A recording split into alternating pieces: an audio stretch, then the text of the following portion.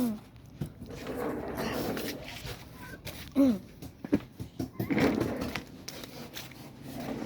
ับสวัสดีทุกคนเลยคนเราวันนี้เขาจะมาแค่ถ่ายคลิปคนเดียวแต่เขาจะมาบอกจน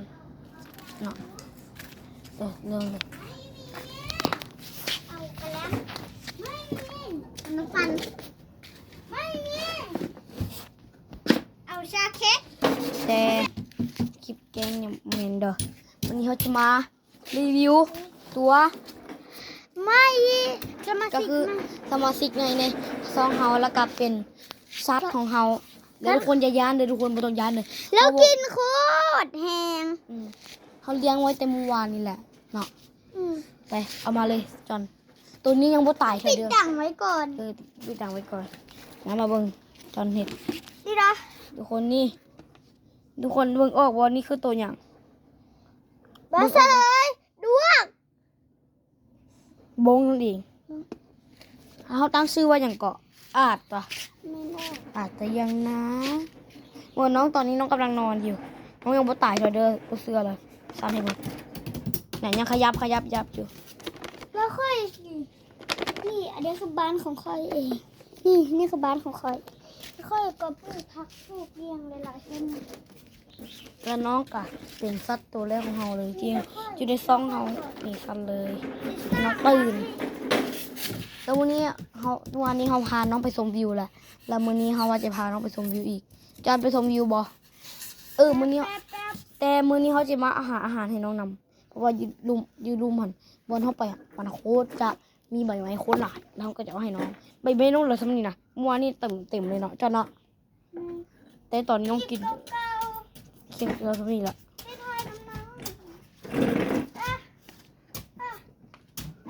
แล้วถ้าน้องมื้อใดน้องเสียชีวิตเขาก็จะมาแจ้งเด้อแต่น้องยังบ่มีวันเสียชีวิตเด้อเนาะไปตอนนี้กำลังเฮ็ดเวียกกำลังบ่แล้วประเทศน้องนอนอยู่นี่ก่อนเพราะว่าย่านฝนอันนี้ก็เป็นสมาชิกใหม่บ่สมาชิกใหม่เนาะคนฮู้จักเนาะสมาชิกใหม่แต่บ่เคยได้ลงซองเฮากับทุกมื้อเนาะมันไม่ได้หา2 คนแต่สมาชิกผู้นี้ก็ช่วยเฮาถ่ายคลิปแน่เนาะละครแน่อย่างนั้นแต่ถ้าทุกคนอยากให้เราถ่ายคลิปแบบละครนะคอมเมนต์มาได้เลยละครแบบใดละครแบบแบบสังสรรค์อย่างกันได้เลยหรือว่าละครเอาชีวิตรอด IRL อย่างกันได้พวกเขาเฮ็ดได้เบิดแม่นบ่จันแต่พวกเขาจะใช้เวลาในการดูจะมีการละดูเนาะตอนนี้เขากำลังจะเตรียมพร้อมแล้วเนาะตอนนี้กำลังจะเก็บไว้อย่างก็คือน้องกอดนอนเขาจะให้น้องไปนอนก่อนแล้วเขาจะออกไปหาอาหารเขาไม่จะให้น้องไปน้ำเพราะมันลำบากเหม็นโอเคไปอยู่บนนี่แหละโอเคไปเจ้าที่ถือกล้องบ่จัน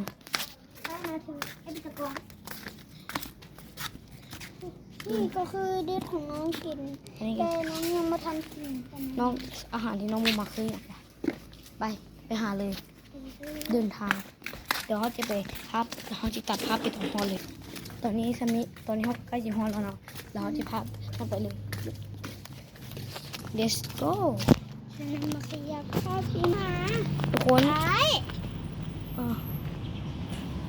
ไม่ได้ทุกคนเขาไปก่อนล้นตอนนี้เขากำลังบอกให้น้องกลับไปก่อนเนาะเพราะว่าไม่เดี๋ยวน้องยันน้องหาลงทางอย่างจอนมาซ่อนยังไงจอนมันไม้บอกกระหลายเลยอะไรมาทำมันเนี่ยนี่ก็จะตึกเบนน้ำทุกคนจะตึกบังตรักลืมอุ้ยมาแก่หมดมาโอเคไปจอนตอนนี้กำลังเบิ่งต่อดีกระจายเนาะไปเดี๋ยวเขาจะพาจนที่งานไปซ้อกันเลยตัวนี้เนาะจอนนี้กะตกใจแฮงมีอันนั้นเนาะแต่ไอ้ละวานไปไกลน่าจะอีกหยุดเลยที่เขาจะต้องจอนสรุปเขาจะไปหาอาหารในน้องมานี่ไปเดี๋ยวเขาค่อยกลับมาเบิ่งกันได้ไปกันตอนนี้จะถูกใจครับถูกใจไป มาเขาเดินทางอันนี้เป็นอาหารอันเล็กอันน้อยเนาะเด็กน้อยนิดนึงเพราะว่ายานน้องอย่างนี้เอามาเป็นเด็กน้อยบ้า กันอยากตกปลานะ จนจะกินจะบอกปะอันป่าฮิวในน้ำเปื้อนๆน่ะมามันกับขาวเดี๋ยวจิบท้องอ่ะ ปกติจะสิตกแรงจะสิ บ่จอนอีต้นมันจอนอีต้นมัน ตอนนี้อยากตกป่าแห้งแต่ว่ามีเบ็ดอุ้ยกับตกทุกคนกับตกอย่างเรียบร้อยเลยเด้อันนี้ชมวิวบรรยากาศเด้อทุกคนชมวิวบรรยากาศเลยนี่คือชมวิวบรรยากาศ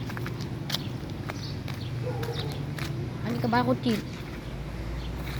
แล้วก็มาขามเงินตัวนี้ก็จะพากันเบิ่งเนาะอีลุมเหมือนว่าอาหารมันจะน้อยเดียวเนาะเขาน่าจะเก็บได้ใบเขาจะบอกเอาใบนี้ให้น้องเด้อเพราะว่าใบนี้ให้น้องมันจะโบดีแล้วจะโบดีกว่าน้องเหมือนตอนนี้จะเจออย่างทุกอย่างแต่ตามตอนนี้กันโอเคเตะเลย ให้เตะกดซับสไครต์กดไลค์ให้เตะกดเรื่องน่าจะกดแล้วไปเตะเลยซอนอย่าลืมระวังเกิบเมียได้มาลูกบัวขาวนี่นี่โอ้นี่ฮะทุกคนจะมีอย่างหลายอย่างไปซุ้มไก่พุดโอเคขอโทษนะนี่ต้องมีรถโคตรขัดนะบรรยากาศโคตรใดนี่ท้องฟ้ากับปกติบ่ได้มีอย่างกับบ่ได้เกิดอย่างขึ้นเดี๋ยวขอตัดภาพไปก่อนเนาะเฮ้ยทุกคนยังบ่ตัดภาพเลยที่นี่เต็มเลยน่าอันนี้เขาจะเป็นอาหารใหม่ของน้องเขาใช้จอนนี้เก็บแล้วกันเพราะว่าเขาถือกล้องแล้วเขาจะเก็บบ่ได้อีกข้างก็ที่เห็นอย่างกับบ่ได้อย่างขับรถ เก็บน้ำกัดนี่นะ ไป หมด โอ้โหทุกคนเต็มเลยบัดเขาจะเอาตัวที่ น้องคันสาย เขาจะเอาตัวดีๆเดี๋ยวจะเอาตัวคันเขาได้จะซ้ำนี่มาเนาะลินดนเตได้ซ้ำนี่เนาะคุ้มอยู่แต่ตอนนี้จะเสียงตัวนั้นมันโบได้ตัวนั้นมันคันตัวนั้นน่ะ ตัวนี้เหรอ มันเป็นเปื้อนเดี๋ยวน้องตายตัวนี้อ่ะทุกคนเบิ่งได้อยู่แต่ไอ้ว่าหมอตัวนี้ดีกว่าคนเบิ่งไปพอได้มาแล้วเขาก็จะไปซอกตัวใหม่อยากเอาดอกนั้นให้น้องเอาให้น้องแกะน้องสายเดียนั้นดอกนี้ใหญ่อยู่ทุกคนลูกนะไก่บลงไปบ้า จับมือจะน้อยนึง จนที่สิ่งที่เสี่ยงที่สุดเลยนะรู้สึกว่าฝนจะตกแล้วนะห่ออาหารไม่ให้เราเดียวแล้วก็ถ้าอีพีต่อไปเขาก็จะมาให้อีกช่วงนี้เขาบุกใครได้ลงคลิปเนาะย้อนว่าเพราะว่าบได้เจอกันดุดเนาะพวกเขากันอยู่คนละบ้านเนาะเกิดไอ้น้องกับบ่ไอ้น้องในเทศไปจัน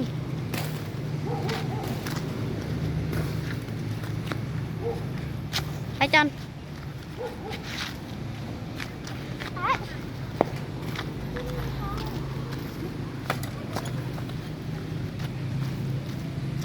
ไปจนตีนจะเปื้อนละ